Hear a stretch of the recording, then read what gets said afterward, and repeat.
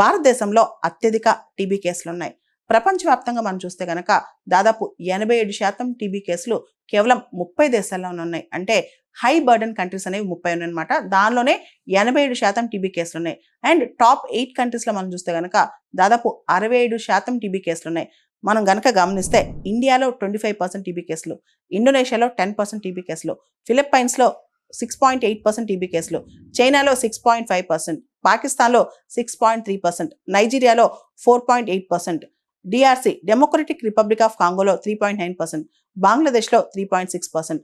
ప్రపంచవ్యాప్తంగా టీబీ కేసులు ఎక్కువ ఉన్న దేశాల్లో ఇవి టాప్ 8 కంట్రీస్ అనమాట. దానిలో కూడా ప్రపంచవ్యాప్తంగా ఉన్న టీబీ కేసులో 25% భారతదేశంలోనే ఉన్నాయి.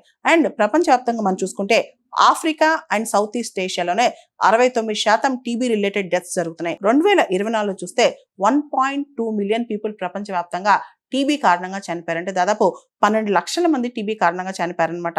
దాంతోపాటు టీబీ అనేది ప్రపంచంలోనే డెడ్లియస్ట్ ఇన్ఫెక్షియస్ డిసీజ్ అని చెప్పి తెలుస్తోంది. 2024లో దాదాపు 10.7 అంటే దాదాపు 1 కోటి మందికి పైగా యాక్టివ్ టీబీ కేసులు బారిన పడిన వాళ్ళు ఉన్నారనమాట.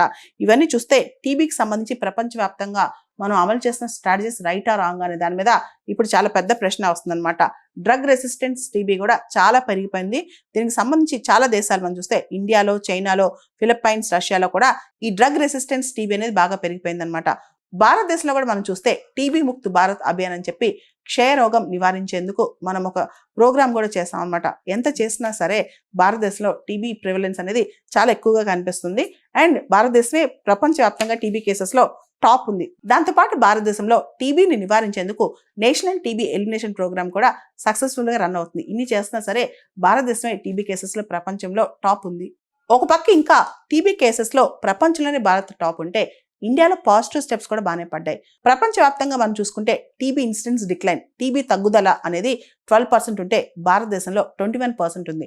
అంటే ఇది ఒక ప్రోగ్రెస్ స్టెప్ అనే చెప్పొచ్చు. భారతదేశంలో టీబీ రిలేటెడ్ మోర్టాలిటీ అంటే టీబీకి సంబంధించిన చావులు, మరణాలు కూడా బాగా తగ్గాయి.